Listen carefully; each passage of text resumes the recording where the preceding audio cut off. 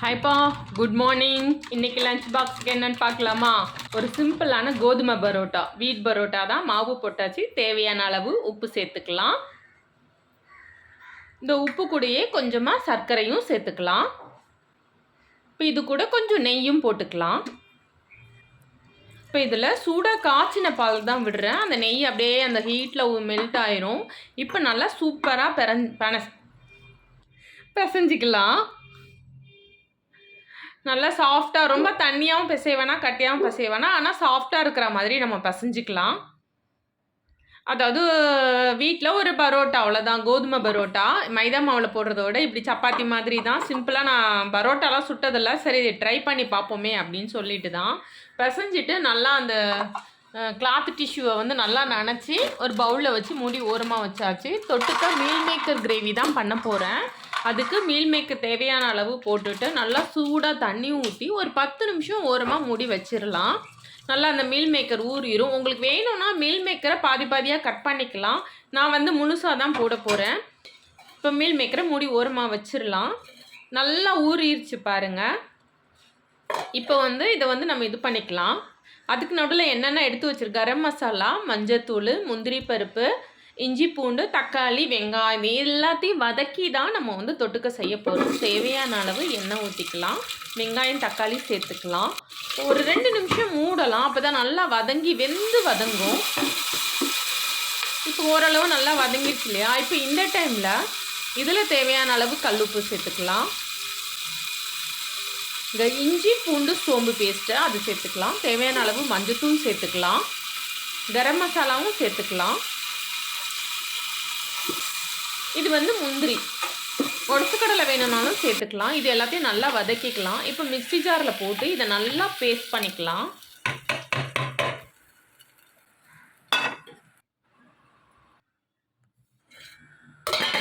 இப்போ வந்து இதை பிழிஞ்சு எடுத்துக்கலாமா? இப்போ வந்து இதுவாக இருக்கு இல்லையா, பிழிஞ்சு எடுத்துக்கலாம். நல்லா ஊறிடுச்சு, ஆறவும் செஞ்சிருச்சு. நல்லா இந்த மாதிரி ஊற்றிட்டு அந்த கிண்ணத்தை வச்சே அப்படியே ஒரு அழுத்திட்டு அப்புறம் கையில் பிழிஞ்சேன்.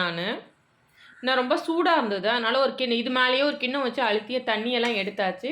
திரும்பவும் இவ்வளோ தண்ணி இருந்தது, அதையும் நல்லா பிழிஞ்சு எடுத்தாச்சு. பரோட்டாக்கு மாவு நல்லா ஊறிக்கிட்டே இருக்குது. நம்ம வந்து சைடு செஞ்சு முடிச்சுட்டு கடைசியாக பரோட்டா போட்டுக்கலாம். இப்போ வதக்கணும் இல்லையா, அதே பாத்திரத்தில் தேவையான அளவு எண்ணெய் ஊற்றிருக்கோம். இதை வந்து லைட்டாக ஃப்ரை பண்ணிக்கலாம். ஏன்னா இதில் வந்து ரொம்ப தண்ணி இருக்கும் இல்லையா, அப்போ அந்த மசாலா வந்து இதுக்குள்ளே போகாது. அதனால் எப்போவுமே மீல் மேக்கர் செஞ்சிங்கன்னா சுடுதண்ணியில் போட்டு எடுத்துக்கிட்டு லைட்டாக ஆயில் விட்டு ஒரு பெரட்டினீங்கன்னா அது வந்து எக்ஸ்ட்ரா தண்ணி இருந்தால் இது இதுவாயிரும். இப்போ வந்து கிரேவி நம்ம வந்து தாளிச்சிடலாம். இப்போ அதே பாத்திரத்தில் கொஞ்சமாக எண்ணெய் ஊற்றிட்டேன். கறிவேப்பிலை போட்டுக்கலாம். வேணும்னா பட்டை கிராம்பு தாளிச்சுக்குங்க. இப்போ வந்து அரைச்சோம் இல்லையா, அந்த பேஸ்ட்டை வந்து இது கூட போட்டுடலாம். இப்போ காரத்துக்கு வந்து இது கூட நம்ம மிளகாத்தூள் சேர்க்கணும். தேவையான அளவு குழம்பு மிளகாத்தூள் சேர்த்துக்கலாம். இப்போ நல்லா கொதிச்சிருச்சு. இந்த டைமில் மீல் மேக்கர் போடலாம். மீல் மேக்கர் உண்மையாகவே ரொம்ப ப்ளெயினாக போடுறத விட இந்த மாதிரி கடாயில் இது பண்ணிவிட்டு நீங்கள் போட்டிங்கன்னா இந்த மசாலா வந்து அதில் நல்லா ஏறிக்கும். தேவையான அளவு கொஞ்சமாக மிளகுத்தூள் சேர்த்துக்கலாம். நல்லா கலந்து விட்டுடலாம். வாசனை நல்லா ஒரு மட்டன் குழம்பு வாசனை வருது. இந்த டைமில் கொஞ்சமாக கஸ்தூரி மேத்தி போட்டுக்கலாம். நான் எப்போவுமே இந்த மாதிரி கஸ்தூரி மேத்தி டப்பாவில் வந்து இந்த மாதிரி அட்டையாக கட் பண்ணி போட்டுருவேன் நான். இது சேர்த்தாதாங்க அந்த கிரேவி டேஸ்ட்டே ரொம்ப நல்லா எடுத்து கொடுக்கும்.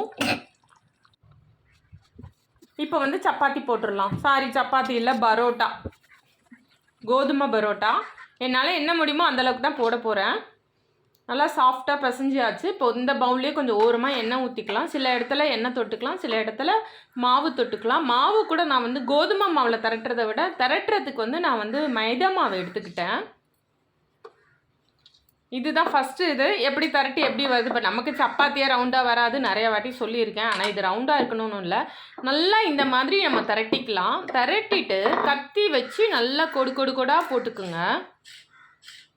இந்த மாதிரி நல்லா பக்கமாக போட்டுக்குங்க. அதாவது இந்த எண்டும் அந்த எண்டும் விட்டுட்டு சென்டரில் மட்டும் அந்த கோடு இந்த மாதிரி போட்டுட்டு நம்ம உருட்டி நல்லா மாவை உருட்டை வருதான்னு பார்த்துக்குங்க. உருட்டை வந்ததுன்னா நல்லா மைதா மாவை லைட்டாக மேலே தூவி விட்டுக்குங்க. வருது, ஓரளவு தரையில் ஒட்டாமல் வருது. இப்போ வந்து லைட்டாக மைதா மாவு போட்டுக்கலாம். கோதுமையும் போட்டுக்கலாம், மைதா மாவு இன்னும் கொஞ்சம் ஸ்மூத்தாக இருக்கும். இப்போ வந்து நல்லா உருட்டிக்கலாம்.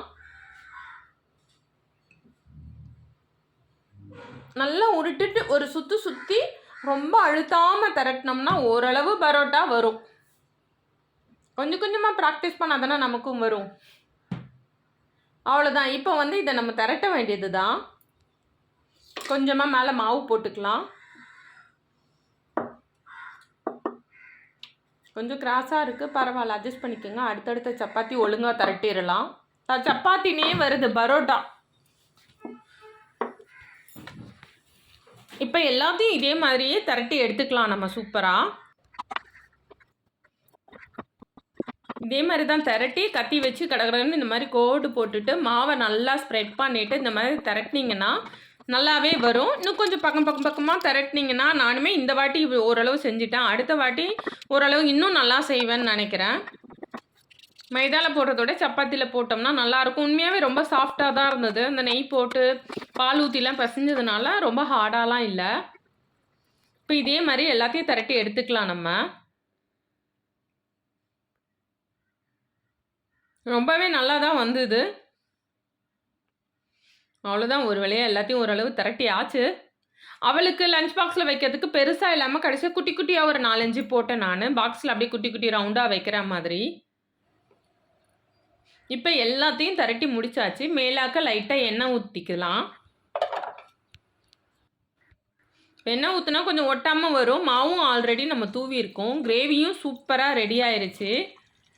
இதில் வந்து நான் தேங்காயெலாம் சேர்க்கலை. நம்ம வதக்கி அரைச்ச அந்த தக்காளி, வெங்காயம், கரம் மசாலா, அப்புறம் வேறு என்ன போட்டோம், பச்சை மிளகாலாம் இதில் சேர்க்கவே இல்லை நான். இஞ்சி, பூண்டு, சோம்பு, தக்காளி, வெங்காயம், கரம் மசாலா, அவ்வளோதான். இதை நல்லா வதக்கிட்டு நம்ம இது பண்ணியாச்சு. இப்போ வந்து பரோட்டா சுட்டு எடுத்துடலாம். கிரேவி ரெடி ஆகிடுச்சு, ஓரமாக வச்சாச்சு. கொஞ்சமாக எண்ணெய், சென்டரில் கொஞ்சம் எண்ணெய் ஊற்றி புரட்டி போட்டு எடுக்கணும். ஏன்னா நம்ம மைதா பரோட்டா வந்து கொஞ்சம் வெள்ளையாக இருக்கும். இது கோதுமை பரோட்டா வந்து கொஞ்சம் சப்பாத்தி கலரில் தான் இருக்குது. அப்படி தானே இருக்கும் சப்பாத்தியில் சுட்டா. ஆனால் சாஃப்டாக இருந்தது, நல்லா இருந்தது. கொஞ்சம் தீயை விட்டுட்டேன். இப்போ ஓரளவு சுட்டாச்சு. சரி, தட்டி பார்ப்போம், கடையிலலாம் தட்டுற மாதிரின்னு தட்டி பார்த்தேன். ஓரளவு ஓகேவாக தான் இருந்தது. இவ்வளோ சாஃப்டாக அப்படி பிஞ்சு போகுது பாருங்களேன், நல்லா இருந்தது. இப்போ இதையும் போட்டு எடுத்துகிட்டு லஞ்ச் பாக்ஸ் கட்ட வேண்டியதான். எல்லாத்தையும் சுட்டு எடுத்தாச்சு. நல்லா ஹார்டாலாம் இல்லை. இப்போ சூப்பரான பரோட்டா ரெடி ஆயிடுச்சு. வாங்க லஞ்ச் பாக்ஸ் கட்டிடலாம். மீல் மேக்கர் கிரேவியும் ரெடி ஆயிடுச்சு.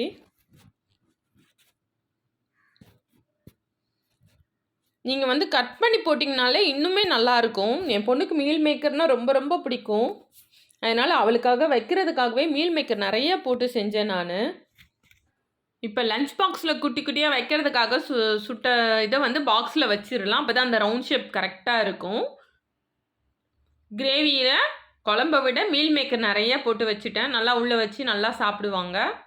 நீங்களும் கண்டிப்பாக இந்த மாதிரி ஹெல்த்தியாக ரெடி பண்ணி கொடுங்க. பசங்க ரொம்ப விரும்பி சாப்பிடுவாங்க. இன்றைக்கி லஞ்ச் பாக்ஸ் என்னன்னா கோதுமை பரோட்டாவும் மீல் மேக்கர் கிரேவியும் தான்.